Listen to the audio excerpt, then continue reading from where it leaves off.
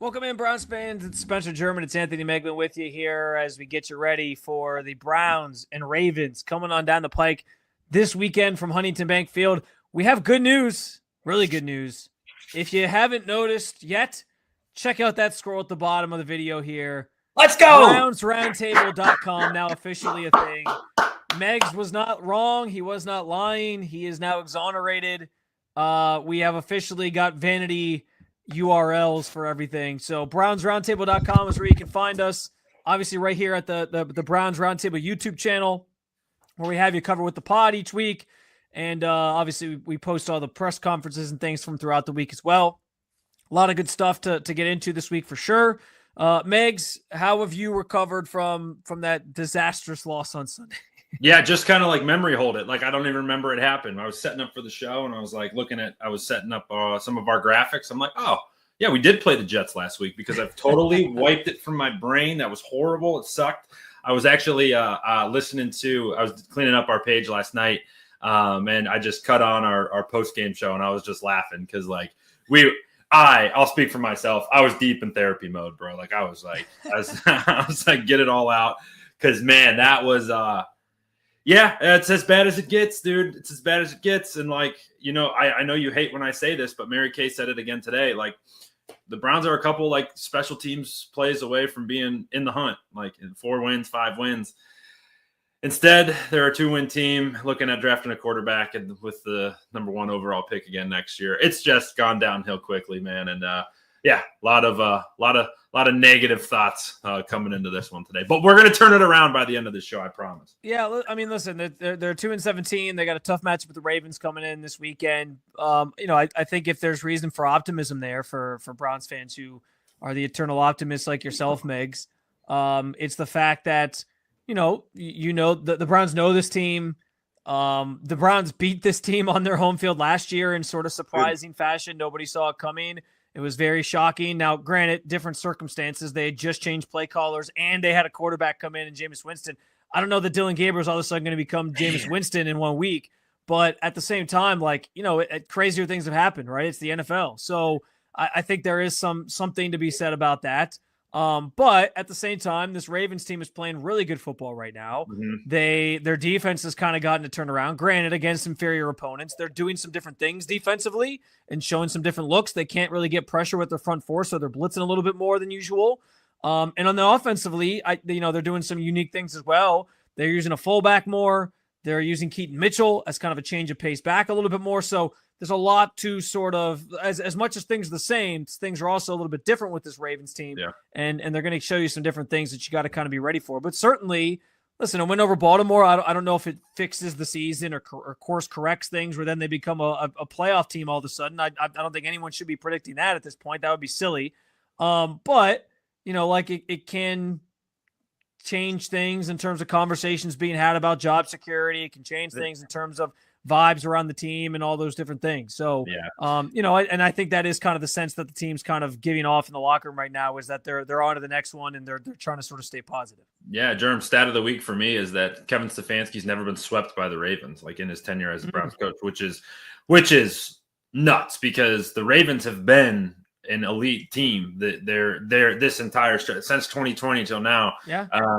This is an elite group, and yeah, I mean, their circumstances are all important. He's caught Tyler Huntley a couple times and all that stuff. But like you think back to last year, that Jameis game was, it was a miracle. We talked about it the other day. It was, the Jim Donovan game, and how funny is it that the Browns are facing the Ravens this week, and Jameis is getting his start in New York, and it's like, all of the things are like kind of like clashing all at once. Kind of that's me making everything about the Browns. But yeah, man, a win on Sunday would go a long way to just like quiet all of this noise, man. Because even before we hit record tonight, I was just thinking back in June and July when we looked at this season, we're like, all right, worst case scenario, you have 2 wins or 1 win, and it's nasty and it's loud.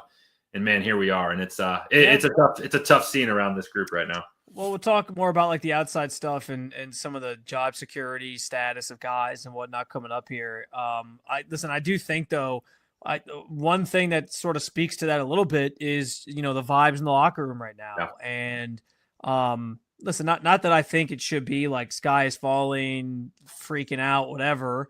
You never want to see that inside a locker room because that means things are obviously going really, really poorly.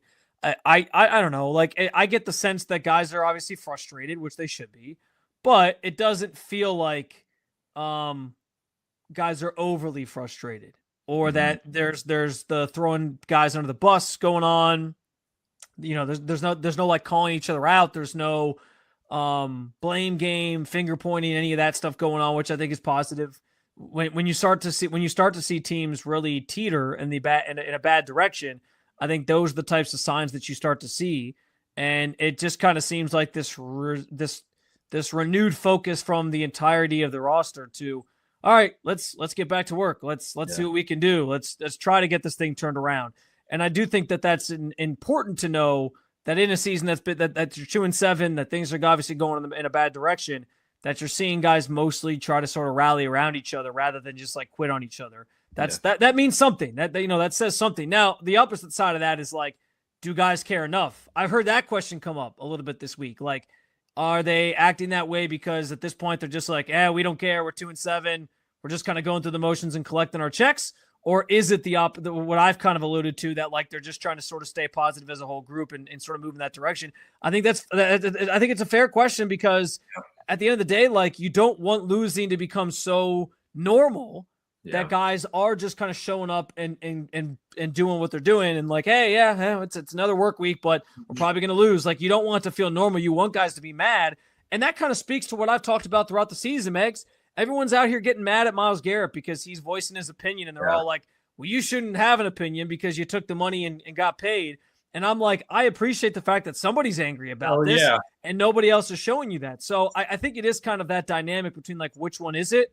I get the sense it's the former I was talking about. Like, it's more so just them trying to stay positive and focus on the task at hand and not think about the past. But, I can understand why people maybe look at it and wonder, are they mad and frustrated and fiery enough about the situation? Yeah, I think you and I have been fairly consistent on the Myles part of that this whole year. I think you and I are definitely on the same page. I think, Germ, just the same way you could sense, over frustration or throwing people under the bus or quitting, I think you would be able to sense, and because you're in the locker room every day, you're with these guys, you're interacting with them. I think you would be able to sense apathy from them, right? Where they just don't care. And I think, in my opinion, you would be able to feel that, and you would be able to identify it right away. So the fact that you're here and you're still feeling like, hey, it's a sense of, let's still continue to try to put good football out there. Let's try to turn this thing around. That leads me to believe that, hey, this group is still fighting. And like, I look at a couple key guys every Sunday. I look at Grant Delpit. I don't know why. He catches my attention. No, can I say real quick? I think it's good that you look at Grant Delpit because Jim Schwartz has raved about him being kind of like this ball of energy for the team, and that guys really feed off him. So I think that's a good person to look at. The reason I look at him is because, I just think about his career as a whole. And first of all, what he's tried to do in Cleveland's been unbelievable. Like, he's been one of our better players now since he's been drafted. He's been one of, in a world that's killing Andrew Berry, he's been one of Andrew Berry's best picks, for this team. And it's like, he was surrounded in college by the best players. His quarterbacks played for a Super Bowl. Justin Jefferson's the best player, the best receiver in football. Jamar Chase is probably second, or flip-flop those. You got Clyde Edwards-Helaire, who's got 2 Super Bowl rings. He's kind of out of the league now. But, like, all of his teammates have done and gone on to something. His career in Cleveland's been just bad in one playoff win. That's a guy who I don't know why my eye goes to him, because that would be one he could easily be like, man, screw this. Like, I want to go win somewhere else and go do this. But every single Sunday he's putting out, even in the game against the Jets, the game was kind of out of reach. They're down 10 or down 7 or whatever it was. And what's number 9 doing? Flying around, trying to make plays, just trying to do whatever the hell he can to make stuff happen. And you see that with him. You see that with Shelby Harris. A veteran guy who's still getting his arms up and making a bat down and maybe doing like a little fist bump. Like, yeah, he cares. They care about this. Like little things like that is what I kind of keep my eye on. And they still have that stuff. It's just unfortunate as hell. You look around the league and you're like, man, why couldn't we just have a quarterback to it's just like, it's like I'm at that point, right? I'm watching clips of Drake May and, I'm getting ready for this game tonight. And, you watch Justin Herbert and all these guys. And like, yeah, I don't wish we had the best quarterback in the league. Well, maybe I do, but somebody like, man, could we have just kept Jameis? Like come on, like somebody to at least make this team competitive because it's kind of tough right now. Yeah, no, I think that's well said. I rambled a little bit there. No. I think you're just speaking to how you feel about the situation and your sort of bird's eye view on it all from the outside looking in. I think that's fair. And I think those guys that you talk about are the guys that you should sort of look to sort of see what the energy of the team is like. Grant's a perfect example of that. I think this team does go as he goes. I think this team goes as Miles goes, frankly. So there's certainly some things to note there. I think it feels like guys are trying to stay positive, and they were like the right amount mad after the game on Sunday, but they weren't like, again, there wasn't any infighting going on or anything like that. And that is probably an important sign for when Jimmy Haslam says he trusts the guys in charge right now. That's probably why he feels that way. What it means for his status moving forward and what the record is, we'll see what that's worth. But for now, I think Kevin's not getting fired midseason. We'll talk about that some more here, like I said. But yeah, I think it's an important note about how things just kind of are right now in that locker room. Another thing that I think's popped up this week is a conversation centered around just accountability. And Kevin was asked about this on Wednesday, the idea of like how they hold guys accountable when things don't go right. Like you don't really see the Browns cut guys after mistakes and things like that. And I'll say this, like, I think Kevin giving up play calling is somebody showing you that they're being accountable. Like he was being accountable for the fact that like, hey, the offense stinks right now. We need some juice here. I'm going to give it up to Tommy Rees. I think that speaks to something like that. But the question has come up, and I thought we got some more accountability on Thursday from Tommy Rees in talking about the fourth down call. This was with like 10-20 to go, I think, in the fourth quarter. It was like early fourth quarter. Browns facing a 4th and 1. He calls a pass play. Dylan Gabriel ends up sacked on it. The play actually, in theory, like was a good play because the receiver, I think it was Cedric Tillman, came open, and Gabriel just didn't get rid of the ball in time and get sacked, and then you're turning the ball over on downs. So it wasn't a great result. But I thought like what Tommy said about the play, I thought was pretty refreshing. I'm going to play this clip here real quick, and we'll react obviously to it afterwards. You talk about a play call you want back. You start there. Had a lot of confidence in the call on third down that we'd pick up the first.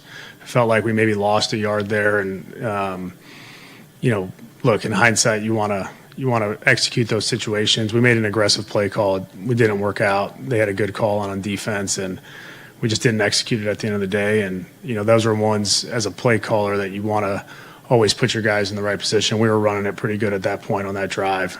So certainly could have handled that differently and executed it differently. So we'll learn from it. I'll learn from it and get better on it. Listen, the same way that Miles being upset after games, I find that refreshing. I also found this very refreshing from Tommy Rees. Because if this was, like, if that was Kevin Stefanski still calling the plays and that was his play call, the only answer you get from Kevin is, I got to be better. We got to be better. I got to call things better. It starts with me. Like, it would just be the same repetitive BS that we've always heard. The fact that Tommy took it upon himself, and by the way, later in the press conference, he flat out said, yeah, I should have run the ball there. Like, he just said it. He said, I should have run the ball there. I own that. I was trying to be aggressive. It didn't work out. Like, I appreciate the fact that he was candid in that moment and that he did give us that and make it clear, like, yeah, listen, this one's on me. I'll take it. And it's something that I'm going to learn from and be better for. I appreciate that. And I thought it was a refreshing sort of message to send. I wonder if he'll ever say something like that again, or if Kevin's going to get in his ear and be like, hey, don't ever say something like that again. But I thought that was a great way to handle that. And I think the fans probably appreciate that a little bit too. Can I take it one step further too? Because think about Tommy Rees' situation, first time play caller, young coach in the NFL. First time play caller in the NFL, young coach in the NFL.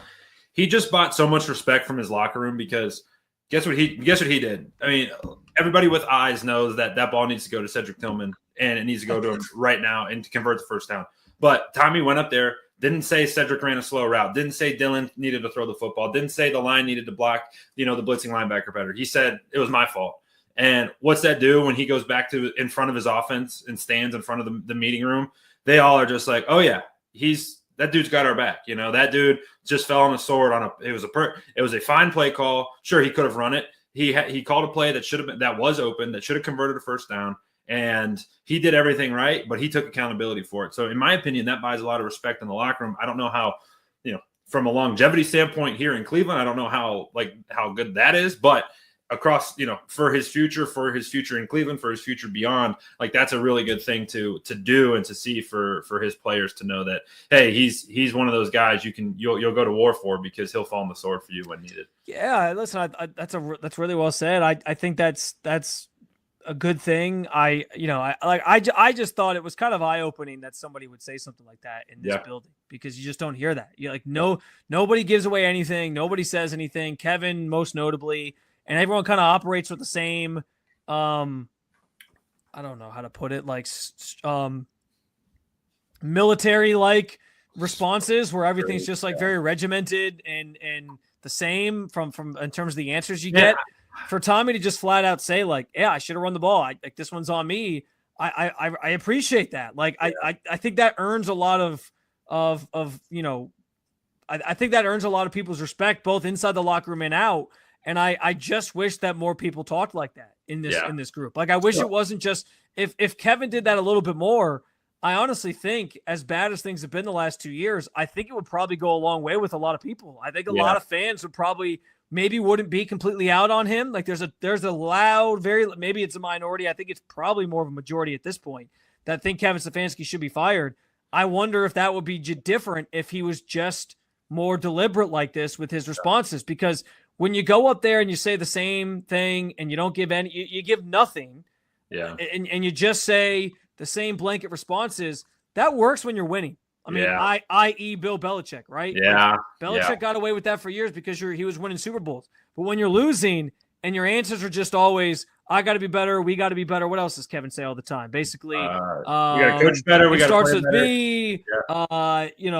We got to execute better and whatever. Coach better.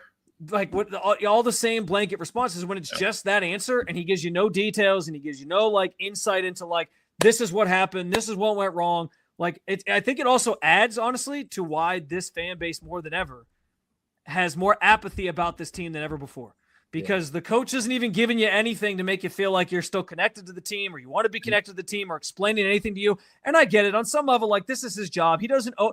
Kevin doesn't owe you. Kevin doesn't owe you, like, all right, I'm going to give you an X's and O's breakdown of this play, why we ran it, what we like. I get that they want to keep some things in house, and those are company secrets that you're not trying to give away the story here when it comes to strategic things.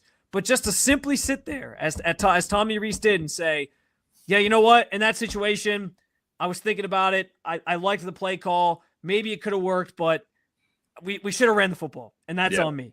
Yeah, I like that's so refreshing. That's so refreshing, and I think that goes such a long way with fans and the team and everybody. Like, I'm telling you right now, this is maybe a down the line like conversation, but if the Browns move on from Kevin Stefanski, it's a press conference like that that's going to make Tommy Rees a legitimate candidate for the job to take over for Kevin. I'm not kidding, because I think they're going to see a guy who, as long as he keeps talking this way in press conferences and things, I think he's already a guy that's on the rise in terms of his candidacy and people liking him, and he's a hot candidate right now anyway, especially in the college ranks.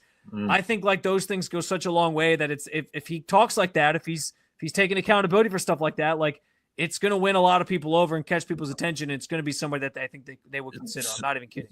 Yeah. So, Jerm, like, I while you were talking there, I was thinking, like, I was thinking of the right way to ask this question, and you kind of answered it while you were talking, because. Sorry, I'm long-winded. No. It was perfect because the majority I'm like, I find myself, if I'm on a scale, right, I weigh like 75% towards coaches don't owe you shit, right? Like they truly don't. But the other part of me, especially that, like, we're in this business of like, hey, this world's so connected, and the NFL is so big that, coaches do owe you something. And, I think what you said is perfect. Like, you get away with the Belichick stuff when you win, when you're the best coach of all time. People loved that with Stefanski the first 2 years. It was like, oh, this guy doesn't say anything. This is great.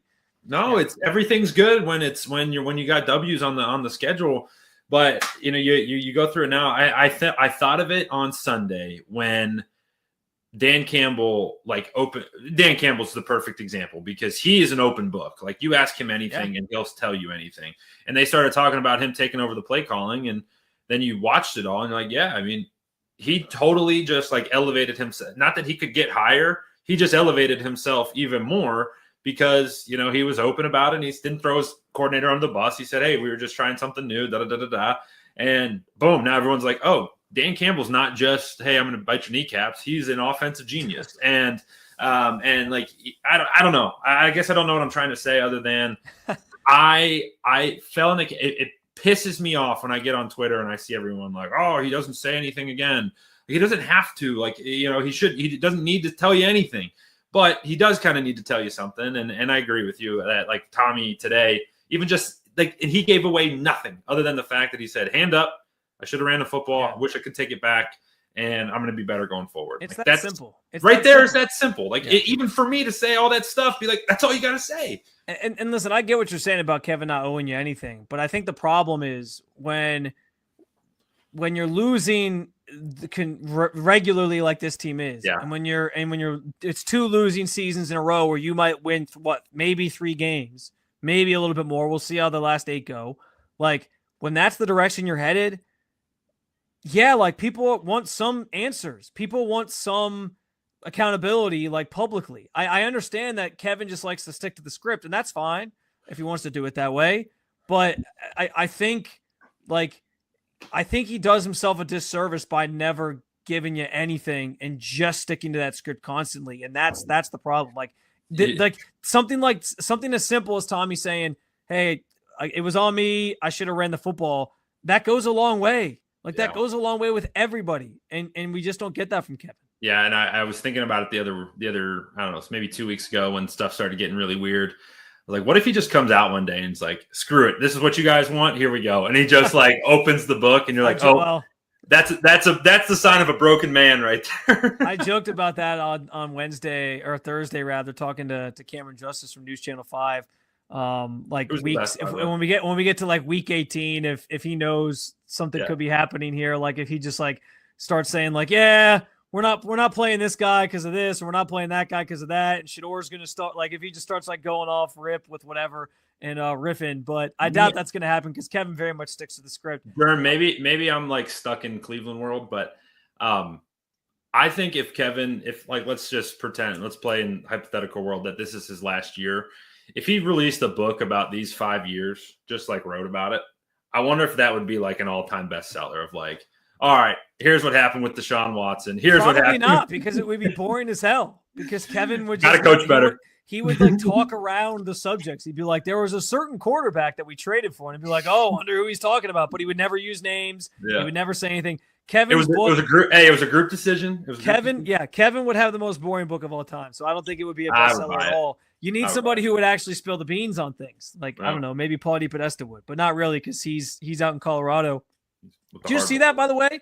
We didn't even put that down as a topic, but you see him in Colorado? He was asked about the Deshaun thing. And basically, speaking of sticking to the script, he stuck to the script. He said, yeah, we all had a role in that. We all own our role in it. And I was like, that either means A, he ran the ship on that and was like, hey, we're doing this. And he doesn't want to take the blame, so he's saying we all played a role in it, or he just doesn't want to burn any bridges because he knows like he might not make it long in baseball and he might be trying to get back to the end. Well, that's the thing too. It's like, okay, if he starts to crack in baseball, you know Jimmy tomorrow is going to have every camera in the world in front of his desk saying it was Paul's decision. Da, da, da, da, da, da, da. But I digress. I think this is a good place to segue, though, to one of the overarching questions we wanted to ask today, which is in relation to Kevin Stefanski, because I heard this, especially early in the week. Dan Orlovsky from ESPN, I know, mentioned that the Giants, after they fired Brian Daboll this week, should have their eyes on somebody like Kevin Stefanski if he were to get fired by the Cleveland Browns. And so that started getting everybody talking about the same thing that's come up numerous times when the Kevin Stefanski potentially getting fired topic comes up. If they fire him, he'll get hired somewhere else immediately, and that's why the Browns need to keep him around and blah, blah, blah, and all these different things. So I guess first and foremost, how likely do you think it is that if Kevin Stefanski was fired at the end of the season, he would get a job this cycle, because we've seen this, like, it doesn't always happen that way. Like, look at Mike Vrabel. Mike Vrabel sort of took a year off. He was the consultant with the Browns last year, and then he got the job. Could you have used any other name? Well, I'm sorry, but it was just the most recent example I could think of somebody who like didn't just get a job immediately. Yeah. But so I don't know. Like, do you think if Kevin were to get fired, he'd get a job like in this cycle? Oh, oof. Man, it's a good question. He would definitely right now. There's 2 jobs open: Tennessee and New York. There's bound to be, I'm assuming, at least a few more by the end of the season. We'll see. His phone is ringing for sure. I think he's smart enough to know I'm never doing this head coach thing again. Like, I'm going to be a coordinator. I don't want to talk to me. You don't think he'd ever do it again? I think he would absolutely. There's zero authority in this. This is just totally opinionated.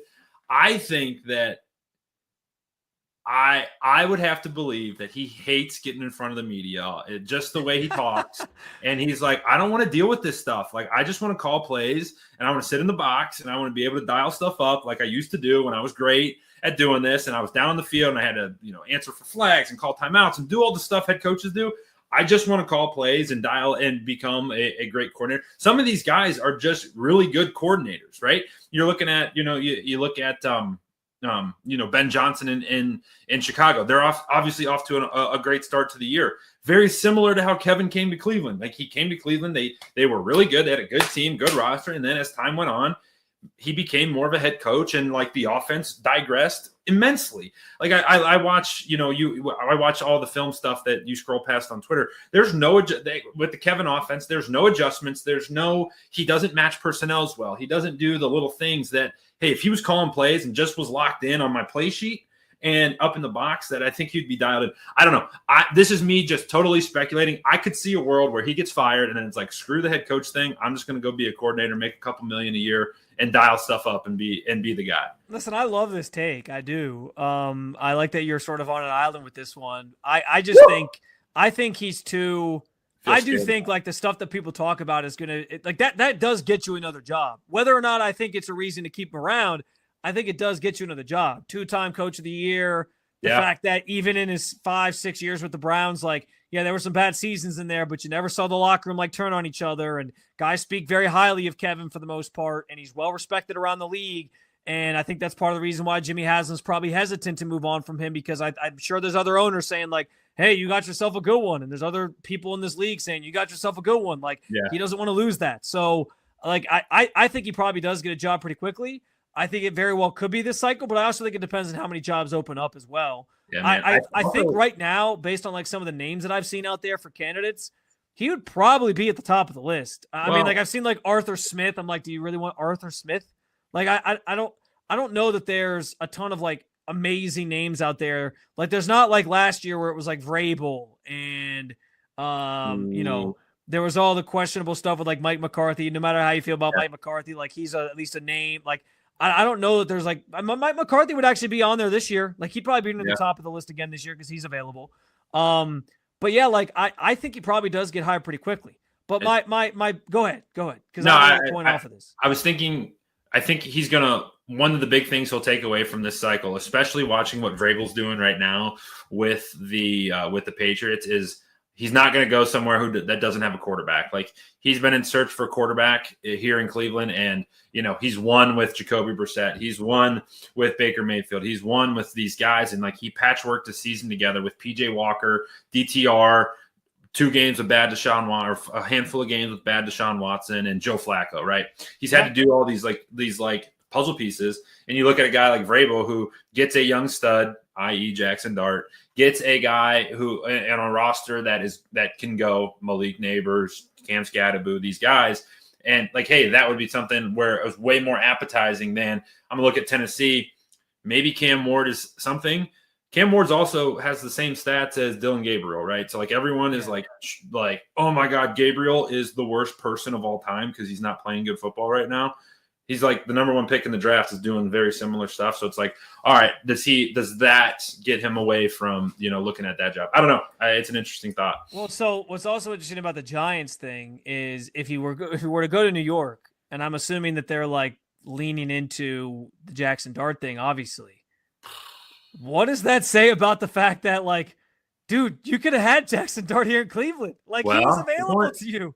Yeah. Like, you go to New York, and if he's like, "Hey, I'm gonna lean into Jackson Dart here. We're gonna really try to build this guy up and make him." Man, what is Jerv, that? you're a Like, pro, dude. I'm just saying. You're a pro. Like, yeah, it's good. if he had so much say in this quarterback evaluation process, how can he go to New York and then be like, Jackson Dart's my guy? That's my guy. Like, that doesn't make any sense. You could have drafted him here. Like, you know how mad people will be if he gets fired and goes to New York, and then he's all gung-ho on Jackson Dart, and he's like, this guy's going to be great. And it's like, where was this last year? You could have drafted the guy. What you if could have it's traded like, back into the first round and drafted him? Like, what if he goes to New York and it's just like a total vibe switch where he's like, hey, he's like, Jackson Dart's the guy. He's like opening up to the media. He's like relaxed. He's chill. So what I'll say about your point on like avoiding the media thing, New York is the last place Kevin Stefanski should go if he doesn't. That's where I thought you were going with that. Because the media side of it is there. It's just a different beast, obviously. Now, maybe because of his style, he would just stick to the script and it would just piss off all the New York media people and they would just have to live with it. Maybe that would be a good thing for New York. I don't know. But that's another part of this too. But what I will say, that the big thing I wanted to get to on this subject specifically is, I hear you. If you're somebody who is clinging on to the idea of Kevin Stefanski being the head coach here, and I don't even know if he's 100% getting fired, by the way. I think before the Jets game, I was probably like 60-40 he's going to stay. Mm-hmm. That's probably where I was at going to the Jets game, because I thought they were going to win that game. After losing the Jets game, I think I'm like 55-45 that he gets fired. Because just because the direction the season's trending. If you win 3 games again, I don't know how you keep your job after back-to-back seasons with 3 wins. I just don't. Yeah. And it's nothing against Kevin. I just think, like, in this league, results matter. And I honestly think Kevin would understand, like, he wouldn't want to get fired, but I think he would understand, like, hey, I won 3 games in back-to-back years. Like, do I want to keep my job? Of course, but I wasn't getting the results, and this is the decision you make. This is the decision you make. Like, I think he would probably own that in his heart of hearts, too, that it wasn't good enough.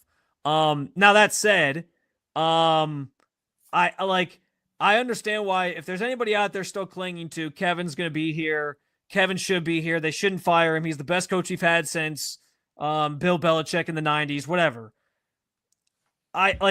If your reason is he's going to get hired immediately by somebody else, I'm sorry. Like, that is not a reason to not move on from somebody if it's just time. And the example I use is Pittsburgh. How many off seasons in a row have we heard Pittsburgh fans ranting and raving about, oh, it's time to move on from Mike Tomlin. It's run its course. It's over. Sure. I'm sick of them. Blah, blah, blah. Like, sometimes things just run their course. Now, do I feel like it's completely run its course here? No, because guys are still playing hard for him right now. And it might just come down to, hey, you had 2 seasons with 3 wins and that's not good enough. Like, if you're making the decision that it's time to move on, it's time to move on. It doesn't matter that he's going to get hired somewhere else and that he might have success somewhere else. It's you make the decision and you live with the results. You can't sit here and dwell on the fact that, like, well, he's a 2-time coach of the year and he might get hired pretty quickly here. Yeah, that's true. But sometimes it's just time. And it might just be time if you go back-to-back losing seasons with 3 wins. I'm sorry. So I can't hang on to that as my reason to keep him if that's what it comes down to. Yeah, you're right. And I want to be careful here because early in the season, I was using that as a reason that they need to keep him, right? And so I've definitely. And that wasn't a shot at you, by the way. It was no. And I didn't take it as that, but I just do know what I'm about to say is talking out of both sides of my mouth because I do agree. I as we sit here now, it's like that is a silly argument, right? Where it's like, okay, that doesn't, all right, that's fine, but you have to, and you can kind of hear in my tone now. I've been one of the stay with Kevin for as ride this thing until it crashes, but unfortunately, it's crashing, and it sucks. And the last there's a couple games in a row now where you're like, all right, something's way off here, and this. Well, I was just gonna say, like, and that's the point you make there is what I want to allude to here is, like, if you're just gonna argue, ride it out until you can't anymore, like, how you could make the argument, like, every year, well, he's gonna get hired quickly, so we can't fire him. Like, how if you're gonna use that now, you can use that forever. And so, you also can't let it hold you back from moving on and finding the next coach. And honestly, this is another reason why the Giants thing kind of comes back into the frame here, because think about this. The 2 teams that were drafting in front of and behind the Browns this past year, Both have fired their coaches now. Mm-hmm. The Titans at 1 and the Giants at 2. Browns are drafting second. And those are also the only 2 teams that took quarterbacks in the first round of the draft. Cam Ward at 1 and Jackson Dart was 26 or whatever it was when the Giants traded back up to get him. Only 2 teams that have fired their coaches, only 2 teams that drafted quarterbacks in the first round. And if that is a vision of what's to come, if you keep these guys around and then next year you get that rookie quarterback, that quote unquote franchise quarterback, maybe it's Fernando Mendoza, fill in the blank with whoever you want it to be. If you get that guy, but this regime is going into next year on a hot seat anyway, because, well, hey, you haven't won for 2 straight years, so you better win now. And then things start slow and you get to the midway point in the season and you're like, we're 2-6 or we're 3-7. Yeah. And they're going to get fired anyway. And then the problem becomes, well, now you have this rookie quarterback that you're setting back, and it's the Baker Mayfield situation all over again. You're changing coaches and offensive coordinators and play callers all over again. And it's one thing their rookie year, and that's another thing their second year. And then it starts that cycle all over again. So that's another thing to think about, because those teams drafted quarterbacks and it bought them nothing in terms of job security. So you have to think about that too. Is it better to just rip off the Band-Aid, start fresh with a new regime, and have their quarterback ready for them, or run it back with this regime? It just feels like, to me, it might be too late in this regime's timeline for them to come back with a rookie quarterback and feel like, all right, here we go. Let's go out and see what you can do. Because if they stink again next year, they're definitely getting 3 straight years of losing. That would be asinine if they run it back and they have another 5 or less win season, which could be the case. Because they have a lot of stuff they have to fix, Migs. They have a lot of stuff they have to fix. You hit on a lot of really good points. I'm on a rant right now. I just look at the Patriots, man. I maybe it's because they're playing, as we record this right now, or maybe it's because I got buddies who coach out there, but they ripped the Band-Aid off, man. They knew it wasn't right with Jared Mayo, and they got the right guy, and their quarterback developed, and they knew they had a stud quarterback. They knew they needed to get the right coach in. They got it. And they're the best team. They're the best team in the AFC right now. They have the best record, or tied for the best record in the AFC. And you're like, yeah, can we do that? Can Cleveland just get a quarterback? Can we get a coach? And then can all the rest of the pieces just kind of fall into place?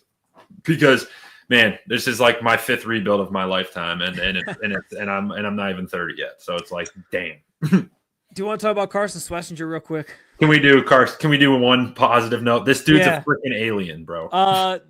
Jim Schwartz making reference to Carson Schwesinger having a certain specific type of blood. This is the second time this comment's been made this week. Let's play the that's tough injury to come back from, but he turned every stone. Is that the word? Turned over every stone phrase. He turned every stone over in his rehab, and he basically lived at the facility for the bye week, and he's that was one of the things that helped him. I think he's got a little bit of Wolverine blood in him too, to be able to bounce back, and obviously you got to be able to play with some pain and do those kind of things. He had about as good a teach tape rep on a zone read that you can imagine. I mean, Justin Fields is a 4.3 type athlete and hard to bring down. And Carson, they made it look easy, but made it look easier than a lot of other people make it. I mean, we could talk a long time. I mean, I think that trumpet has been sounded a long time, the quality of play that he's given us. And I think it's not just the quality of play, but the communication.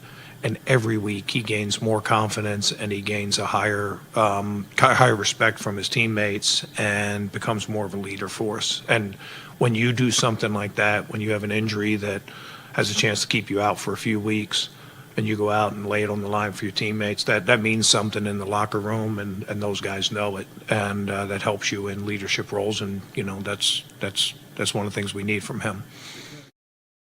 First of all, I knew he was going to play when I watched him during warmups. Yeah. He was playing catch, and he was jumping off of one foot and coming down with these one-handed catches on one ankle. I was like, okay, this guy's freaking playing. If he's jumping around on one ankle, he's clearly playing. But also, I just want the record to show that when one of my bold predictions before the season started was that Carson was going to win Defensive Rookie of the Year. The linebacker hasn't won it since 2012, Luke Kuechly. But I called my shot on that. I only get so many of these things right, so I got to toot my own horn when I finally am on track to maybe get one. Yeah, and who did he compare his game to, but say he looked up to was Luke Kuechly. We were all like, all right, dude, chill out. And then he came out and did. He said he was like a mix of Luke Kuechly and JOK. And I guess it's been pretty kind of you were spot on, dude. Yeah, I mean, like there's not enough good things to say about him. That they said that he had a 4 to 6 week. That injury was a 4 to 6 week recovery. He usually is, yeah. 0 games. Obviously, there was a bye week in there, but he missed 0 games. Came out there and just looked like he didn't lose a step. He's so fun to watch. It is so encouraging. I find both sides of the coin. It's so encouraging for the future of this defense. There's like elite pieces at every level. It just makes me. I sit there and wonder, man. Him and JOK next to each other would be so good, but probably we'll never see that. But regardless. He's a special player. Fun that he's on our team. And I think what Jim said at the end there is pretty important. Like, it's stuff like that from a young guy that keeps Miles bought in, that keeps Grant bought in, that keeps these veterans like, oh yeah, we got a dude behind us. All we got to do is figure out one position on the offense, and this team is not that far off. And that's that part. I think that's important, and that's impressive. Yeah, I agree. I think he's already certainly cemented himself as like a cornerstone on this team moving forward. I think people are really excited about him. And, he plays with such great energy that it's easy for other guys in that defense to play with a similar energy and not just quit when things are tough. So, listen, Carson is a star in the making. The odds just shifted in his favor after Sunday to him being the favorite to win the award, Defensive Rookie of the Year. So we'll see if that holds, but it's certainly stuff like that makes it remarkable. I mean, listen, this rookie class in general has been really good. I'd be hard pressed to say anybody's been better than him, and that's I'm somebody who loves Quinshawn, but Quinshawn, by no fault of his own, has kind of been held back by the offense and the offensive line, and so many of his yards. What if they just so many of his yards come after the or after contact? Like, it's like he has to kind of do it all himself. Carson, it's like every time you put on the tape, he's making every play. It's ridiculous. Like, so I think he's easily been number one in this class, with Quinshawn probably close behind, and then somewhere in there Mason Graham and Harold Fannin. But yeah, he's been awesome. Obviously. There's foundational pieces all over the place. The play there's 2 plays that stand out to me. It was that zone read that Schwartz was talking about, which was a sick play. The one that really is like would have won the Browns the game was the one where he blitzed up the middle and Fields like chucked it out and got it to the running back on 3rd down, and they ended up getting a first down on it. And it was like so clear. He did nothing wrong, but he just blitzed right up the middle. And then 2 plays later, they hit on the screen pass for the touchdown. Well, on Carson got stuck on the screen. He was over there and he just got blocked. And he was the only player basically even coming close to being able to stop him, and he got blocked. Miles actually said he thought there probably should have been a hold there or something. Oh, for sure. And I asked Carson about that on Thursday. He was basically like, yeah, you can say that about a lot of plays, which I expected him to kind of say that. But yeah, listen, like, he almost made that play. Yeah. And that's obviously the one that changed the game was the should have been a holding. Should have been a holding. But I mean, listen, Browns could have hit on a similar play to Malachi Corley, but we're not doing it. We're ending on a positive note. We're not doing it. We're not doing it. We're not doing it. I'm cutting it. End it. End it. We didn't even talk about Dylan Gabriel once. End it. We're doing positive. We didn't talk about Dylan Gabriel once, and the fact that Tommy Reese got him rolling out of the pocket a little bit more. No, listen, we'll have time to get into Dylan. I think this was a good show, productive. Rookie Player of the Week. Hey, Rookie Player of the Week. Nomination, yes. That's crazy. Anyway, we'll get more into Dylan Gabriel. He obviously is going to start against the Ravens, so we'll have plenty to say on Sunday. We could talk about that pregame with you. We will catch up with you then in video form. In the meantime, head on over to the new URL, brownsroundtable.com. Oh, that's so smooth to say. So much smoother to say. Too much. It was too much. I like this way better. head on over there, check out our written stuff. I got a piece up there today. Bubba Ventrone talked about the 2 mishaps on special teams. I also got that Tommy Reese quote is up there in some capacity. I think in the community section, actually, which, by the way, get involved in the community section, comment in there, join the conversation at all times. And you can head on over, if you're not already subscribed, to our YouTube channel, where many of you might be watching this right now, to stay in tune with all the press conferences and stuff throughout the week, plus our pod and pre and post game videos. So keep it locked, guys. We appreciate you as always. I hope you enjoyed the conversation. We'll be back with you Sunday morning, getting you ready for Ravens and Browns. Until then, keep on following along with all things Cleveland Browns with Cleveland Browns Roundtable.